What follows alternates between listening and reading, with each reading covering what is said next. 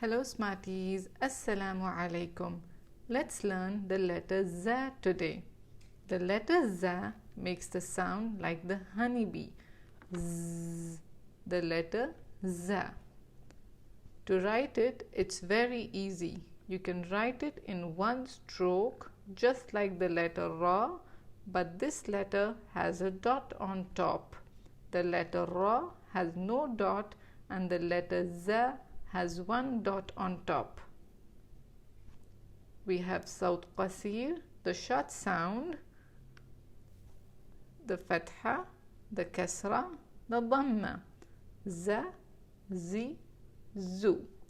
Let's see some words with the short sound. Jazara, Ziham, Zuhur. Let's repeat. Carrot is jazara, crowd is ziham, flowers zuhur. We also have Saut Tawil, the long sound. Za with alif next to it, za, za with ya next to it, zi, za with wow next to it, zu, za, zi, zu. Let's see some examples. Ghazal, Hazin, Halazun. Let's repeat.